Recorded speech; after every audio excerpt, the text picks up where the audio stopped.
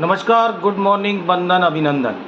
आप देख रहे हैं न्यूज़ दुनिया नीरज शर्मा यूट्यूब चैनल। सहारा के 13 करोड़ पीड़ित निवेशकों की इंसाफ की लड़ाई लड़ने वाला, सहारा के लाखों लाख एजेंट साथियों के दुख दर्द को उजागर करने वाला चैनल न्यूज़ दुनिया।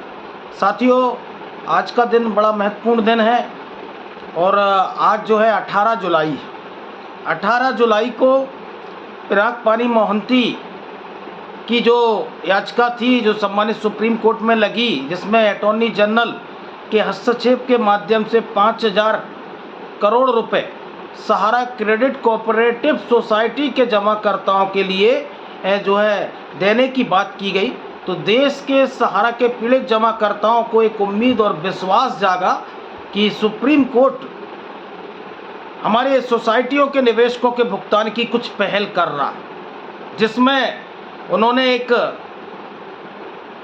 रिफंड पोर्टल की जो है शुरुआत करने के लिए जो रिटायर्ड जज हैं रेड्डी जी, उनकी नियुक्ति करी।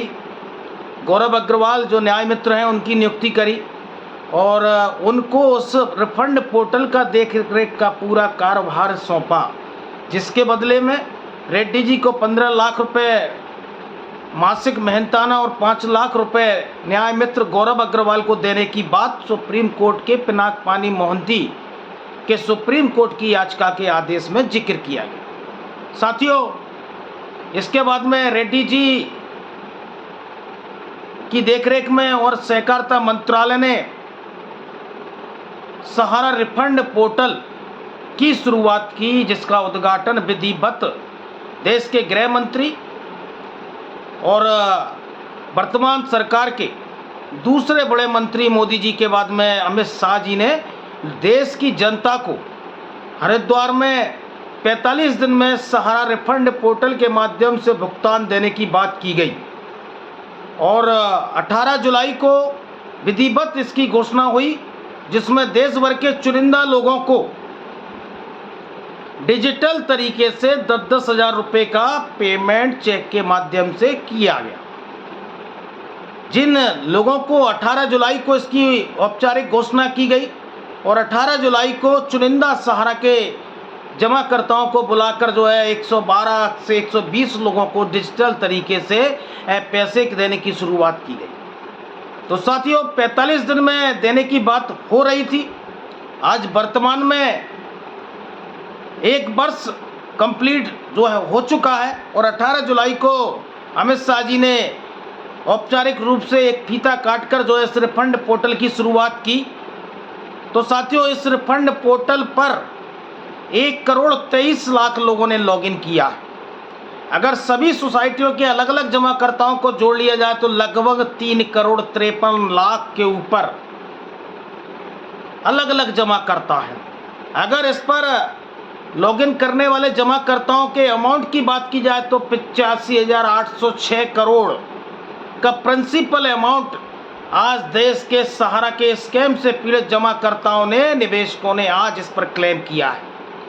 अगर मैं बात करूं, 3.5 लाख लोगों को नाम मात्र 1 करोड़ 23 लाख लोगों में से केवल 3.5 लाख लोगों को 390 करोड़ का भुगतान 10,000 और 10,000 के नीचे के अमाउंट का इस रिफंड पोर्टल पर हो पाया है। ये पूरे इस रिफंड पोर्टल की उपलब्धियां हैं जो अमित शाह जी ने 45 दिन में आपको भुगतान देने की बात की थी। अब मैं इस पर आगे आता हूं। सहारा के सोसाइटियों के पीड़ित जमाकर्ता जिनकी मैच्योरिटी अवधि मार्च 2023 के बाद में पूरी हुई है, आज तक उस पर कोई अमल नहीं किया गया कि उन जमाकर्ताओं का पैसा कैसे और कब मिलेगा। क्या सम्मानित सुप्रीम कोर्ट उनको भुगतान दिलाने की पहल करेगा?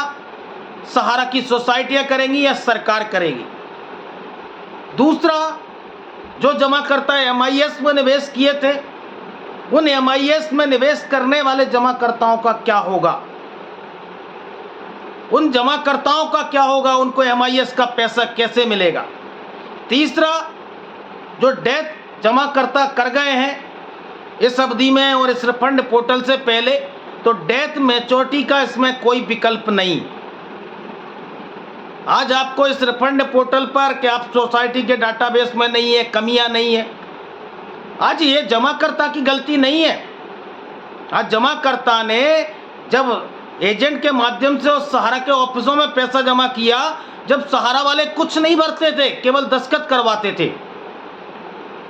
आज जमाकर्ता के नाम में मिसमैच है, स्पेलिंग में मिसमैच है या अन्य चीज़ों में मिसमैच है, तो वो सहारा मैनेजमेंट की गलती है, जिसका खामियाजा आज सहारा का आम जमाकर्ता और सोसाइटी का जमाकर्ता भुगत रहा है। सहारा ने भी कल्पना नहीं की होगी कि हमें सोसाइटी में जो जमाकर्ताओं से हम निवेश ले रहे हैं, आज हमें इन परिस्थितियों से जूझना पड़ेगा, क्योंकि इन्होंने तो हर उस कानून का माखौल उड़ाया है जो देश में अलग अलग पैसा निवेश लेने के लिए बनाया जाता है, और ये किसी भी कानून को मानने वाले लोग नहीं हैं। आज उसी का नतीजा है कि आज सहारा के रिफंड पोर्टल से जमाकर्ताओं को पैसा नहीं मिल रहा। आज जब सहारा से भी विवाद हुआ, तब भी इन्होंने, इनके अधिकारियों ने, इनके बड़े मैनेजमेंट के लोगों ने, जो सम्मानित supreme court, Allahabad high court में केस चला, उनको भी नहीं माना, उनके आदेश को भी सिरोधार्य नहीं किया, और वो केस आज भी चल रहा है। तो इस रिफंड पोर्टल से लगातार सहारा की गलतियों के, सहारा मैनेजमेंट के गलत निर्णयों का खामियाजा आज सहारा का आम जमाकर्ता भोग रहा है।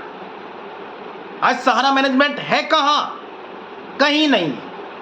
अब आता हूं मैं कि आज सहारा के मैनेजमेंट ने आपके नाम में लिखने में मिसमैच किया, स्पेलिंग टाइप करने में कंप्यूटर ऑपरेटर ने मिसमैच किया। आज मेंबरशिप भरने में या मेंबरशिप अपलोड करने में सहारा मैनेजमेंट ने गलती की। एक से अधिक सदस्यता एजेंट ने अथवा सहारा मैनेजमेंट ने आपकी करवाई, उसमें जमाकर्ता का कोई दोष नहीं, उसमें जमाकर्ता का दोष नहीं है, उसमें सहारा मैनेजमेंट का दोष है, क्योंकि इन्होंने एक से अधिक बार जो है इन्होंने मेंबरशिप को एक जमा करवाते थे और ये रसीद काटते थे। तो साथियों, जो 45 दिन में इस रिफंड पोर्टल से भुगतान देने की बात अमित शाह जी ने कही, आज 1 वर्ष कंप्लीट हो जाने के बाद में वो अमित शाह जी की कही गई बात आज जुमला साबित हो रही है। जुमला साबित हो रही है। अभी लोकसभा चुनावों में 1 बार नहीं 4 बार अमित शाह जी ने 85,000 करोड़ के पाई के भुगतान की बात कही, लेकिन आज उन जमाकर्ताओं के साथ न्याय क्यों नहीं हो पा रहा? आज अमित शाह जी अपनी बात पर कायम क्यों नहीं? आज क्यों जमाकर्ताओं के 1,23,00,000 परिवारों के साथ में अन्याय हो रहा है?